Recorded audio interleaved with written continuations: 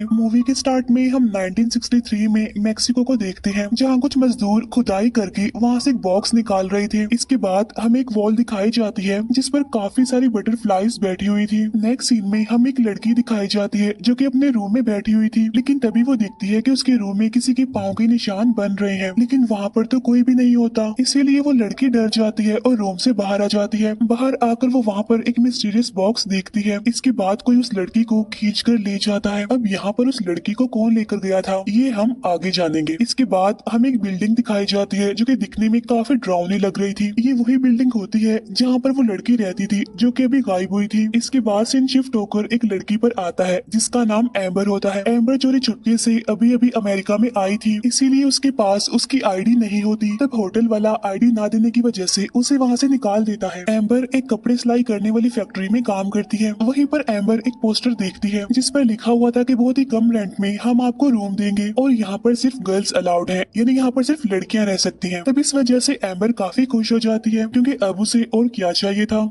उसी फैक्ट्री में एम्बर की फ्रेंडशिप एक लड़की से हो जाती है। नेक्स्ट डे एम्बर उस पोस्टर वाले एड्रेस पर पहुंच जाती है जहां उसे बिल्डिंग का ऑनर मिलता है जिसका नाम रेड होता है, और ये वही बिल्डिंग होती है जहां स्टार्टिंग वाली लड़की गायब हुई थी। तब एम्बर उससे पूछती है कि और कौन कौन यहाँ पर रहता है, तो वो कहता है कि यहाँ पर सिर्फ एक और लड़की रहती है तुम्हारे अलावा, और वो तुम्हारे रूम के सामने रहती है। और यहाँ पर वो एम्बर से 1 मंथ का रेंट ले लेता है एज अ डिपॉजिट, और वो एम्बर को कहता है कि रात को जल्दी आ जाना, और यहाँ पर ड्रिंक करना, स्मोकिंग करना कुछ भी अलाउड नहीं है। तब एम्बर इन सारी बातों को मान लेती है। इसके बाद एम्बर उस रूम में शिफ्ट हो जाती है। रात के टाइम एम्बर जब सोने के लिए जा रही होती है तो वो देखती है कि उसके रूम के फ्लोर पर एक छोटी सी विंडो बनी हुई है जिसका रास्ता बेसमेंट की तरफ जा रहा था, और यहाँ से रात के टाइम औरतों की चिल्लाने की और रोने की आवाजें आती हैं। तब एम्बर को ये चीज काफी अजीब लगती है और रात को सोते टाइम वो इस बात को काफी सोचती भी है। इसके बाद एम्बर सो जाती है। यहाँ पर हम ये जान पाते हैं कि एम्बर की मदर की तबीयत काफी खराब है, इसीलिए एम्बर चोरी छुपकर यहाँ अमेरिका में आई है काम करने के लिए, ताकि वो पैसे कमाकर अपनी मदर का ट्रीटमेंट करवा सके। एम्बर की मदर हमेशा उसके ड्रीम में आती रहती है और उससे बातें भी करती है। नेक्स्ट डे एम्बर उस लड़की से मिलती है जो इस बिल्डिंग में उसके साथ रहती है,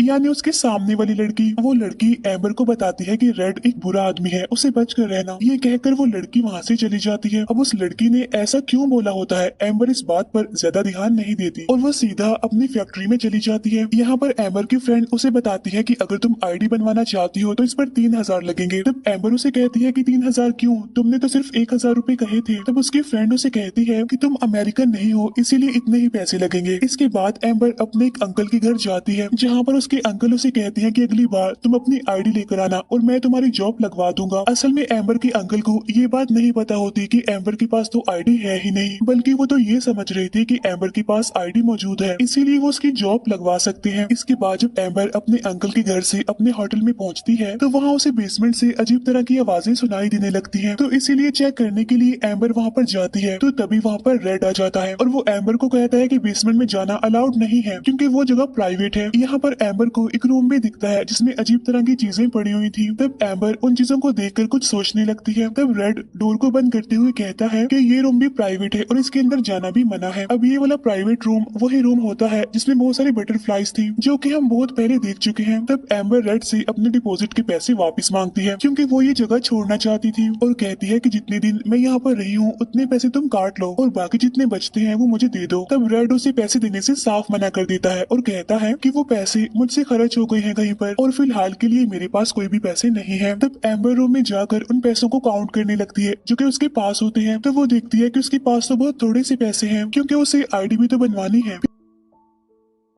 फिर एम्बर वहाँ सामने वाली लड़की के रूम में जाती है, यानी वही लड़की जिसने कहा था कि रेड एक बुरा आदमी है। और जब एम्बर वहाँ पर जाती है तो देखती है कि वहाँ पर तो एक औरत का भूत खड़ा हुआ है जिसकी आईज चमक रही है और उसने अजीब से कपड़े भी पहने हुए हैं। तब उसे देखकर एम्बर डर जाती है और वहाँ से चली जाती है। फिर रात को सोते टाइम एम्बर अपनी मदर का ड्रीम देखती है और इस बार वो ड्रीम में एक मिस्टीरियस बॉक्स भी देखती है। ये वही वाला बॉक्स होता है जिसे हमने मूवी के स्टार्ट में भी देखा था, और उस बॉक्स में से एक हाथ भी बाहर आता है। नेक्स्ट डे एम्बर अपने बॉस से एडवांस मांगती मांगती है। तब उसका बॉस उसे ये कहकर मना कर देता है कि तुम काम बहुत ही स्लो करती हो, और वो उसे सिलाई के काम से हटाकर पैकिंग के काम में लगा देता है। इसके बाद एम्बर और उसकी फ्रेंड एक कैफे में बैठे होते हैं, जहाँ एम्बर अपने सारे पैसे अपने फ्रेंड को देते हुए कहती है कि प्लीज जल्दी से मेरी आईडी बनवा दो। होटल पहुंचते पहुंचते एम्बर को काफी देर हो गई थी, लेकिन जब वो होटल में जाती है तो उसे काफी अजीब फील होता है। वो देखती है कि वहाँ पर एक आदमी है जो अपना सर दीवार पर मार रहा है। तब एम्बर उसे इग्नोर करते हुए अपने रूम में चली जाती है। फिर एम्बर वहाँ पर आई हुई दो नई लड़कियों से मिलती है, जो दिखने में तो काफी अजीब लग रही थी, लेकिन फिर भी वो अच्छी लड़कियां थी। तो वो तीनों यहाँ पर मिलकर बातें करने लगती हैं और स्मोकिंग करने लगती हैं, लेकिन तभी वहाँ पर रेड आ जाता है और वो उन लड़कियों को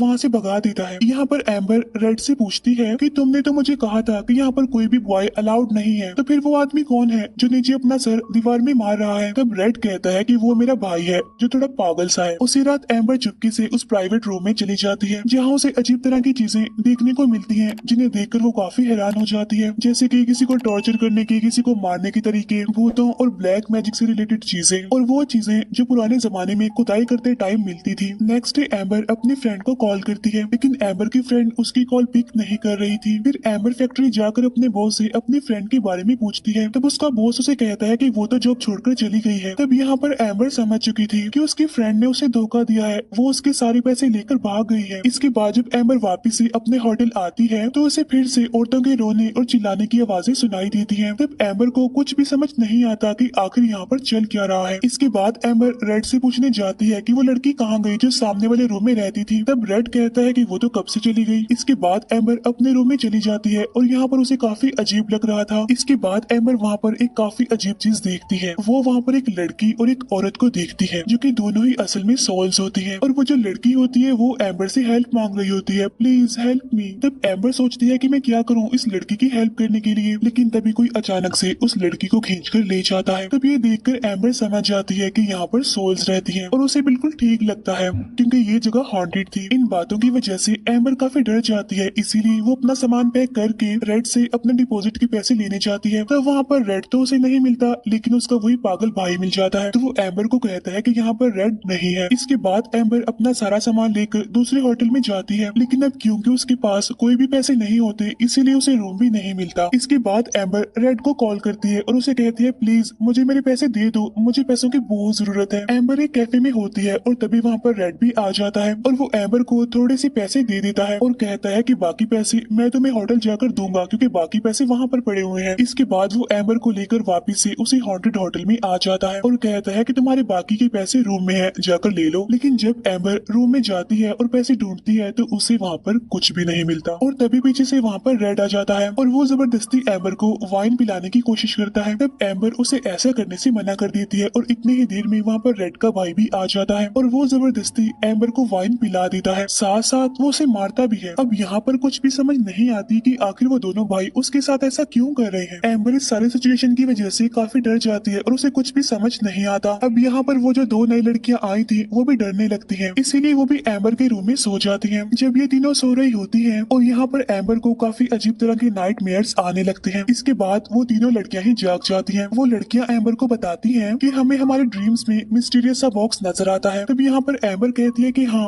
मेरे ड्रीम में भी वो बॉक्स आता है। तो वो लड़कियां कहती हैं कि हमारे ड्रीम में हमारा भाई भी आता है जिसकी हालत काफी खराब होती है। यहाँ पर एम्बर कहती है कि मेरे ड्रीम्स में मेरी मदर आती है जो कि काफी बीमार है।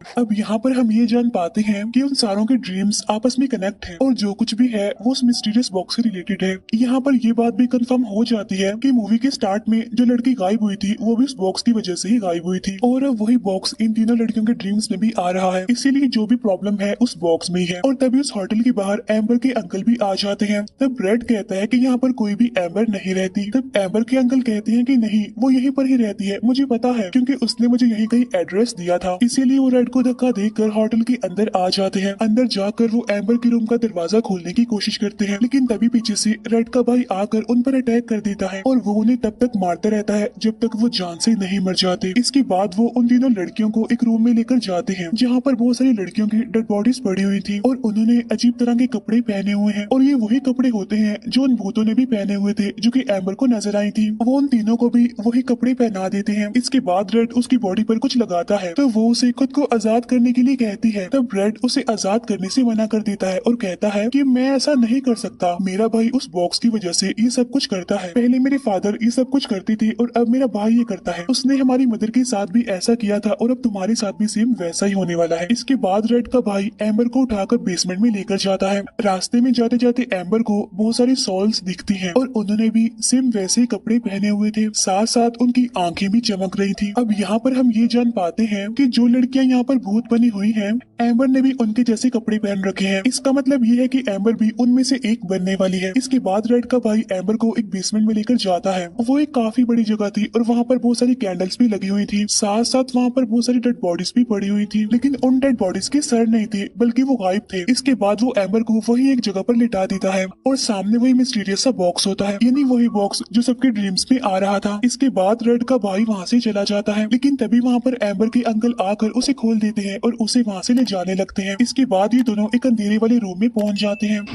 इसके बाद एम्बर को दिखाई देता है कि वो अपनी मदर के साथ है। अब यहाँ पर सवाल ये उठता है कि एम्बर के अंकल तो मर चुके थे, तो फिर उसे बचाने कौन आया था? असल में कोई भी एम्बर को बचाने नहीं आया था, बल्कि सिर्फ एम्बर ऐसा सोच रही थी। और यहाँ पर एम्बर अपनी इमेजिनेशंस में अपनी मदर के साथ है, लेकिन रियलिटी में वो अभी भी उसी जगह पर उसी बेसमेंट में लेटी हुई है। लेकिन तभी उस बॉक्स में से एक काफी अजीब सा क्रिएचर बाहर निकलता है और वो एम्बर की तरफ बढ़ रहा होता है। यहाँ ड्रीम्स में एम्बर देखती है कि उसने पिलो से अपनी मदर का मुंह दबाकर उन्हें मार दिया है, और जब रियलिटी में एम्बर डरकर उठती है तो वो क्रिएचर भी यहाँ से गायब होता है। फिर एम्बर यहाँ से उठकर उसी प्राइवेट रूम में जाती है। वहाँ पर बहुत सारे हथियार थे और उन्हीं में से एम्बर एक हथियार उठा लेती है। इसके बाद वो दोनों भाइयों के पास जाती है, जहाँ सबसे पहले वो रेड को मारती है। अब क्योंकि वो हथियार रेड की टांग पर लगा था, इसीलिए वो इंजर्ड होकर नीचे गिर जाता है। रेड का भाई भी वहीं पर होता है, जो कि दूसरी लड़की को तैयार कर रहा था बेसमेंट में ले जाने के लिए। तब एम्बर उसे भी मारती है, लेकिन वो एम्बर को नीचे गिराकर उसका पैर तोड़ देता है। और जब दूसरी लड़की वहाँ से भागने की कोशिश करती है, तब रेड का भाई उसे पकड़कर उसे बालकनी से नीचे फेंक देता है, जिसकी वजह से उसकी मौत हो जाती है। इसके बाद रेड का भाई एम्बर को खींचकर बाहर लाता है और वो एम्बर का गला दबाने लगता है। अब यहाँ पर एम्बर के हाथ में कांच का एक टुकड़ा होता है, जिसे वो उसके गले में मार देती है, जिसकी वजह से रेड का भाई इंजर्ड होकर वहीं पर गिर जाता है। फिर एम्बर उस हथियार से उस पर काफी बार वार करती है और उसे इतना मारती है कि वो जान से मर जाता है। इसके बाद वो रेड को लेकर बेसमेंट में आती है और उसे वहीं पर लिटा देती है। और तभी हम देखते हैं कि उस बॉक्स में से वही अजीब सा क्रिएचर बाहर आ जाता है और वो रेड के सर को अपनी बॉडी में घुसा लेता है, यानी उसका सर ही धड़ से अलग कर देता है। इसके बाद एम्बर वहाँ से बाहर चली जाती है। एम्बर बाहर आती है तो देखती है कि उसका पाँव जो टूटा हुआ था वो बिल्कुल ठीक हो गया है और उसके जो चोट के निशान थे वो भी अब हील हो रहे थे, और यहाँ पर उसकी आइस का कलर भी हमें चेंज होता हुआ दिखाई देता है। अब यहाँ पर मैं आपको कुछ इंपॉर्टेंट पॉइंट्स बता देती हूँ। असल में ये बॉक्स वही बॉक्स होता है जो मूवी के स्टार्ट में यानी 1963 में खोद कर निकाला गया था, और ये बॉक्स रेड के फादर को मिला था। उस बॉक्स के अंदर असल में एक भूत था जिसने रेड के फादर की बॉडी पर कब्जा कर लिया था। यहाँ पर रेड के फादर ने वो सारी चीजें की जो उस क्रिएचर ने उनको करने को कही, और उनके बाद रेड के भाई ने वो सब कुछ किया, क्योंकि अब उस भूत ने रेड के भाई पर कब्जा कर लिया था। अब क्योंकि वो भी मर चुका है, इसीलिए अब उस भूत ने एम्बर पर कब्जा कर लिया है। अब यहाँ पर वो क्रिएचर सब कुछ एम्बर से करवाएगा, जिसे लोगों को मरवाना और ऐसे उल्टे सीधे काम, और इसी के साथ ही मूवी यहीं पर एंड हो जाती है।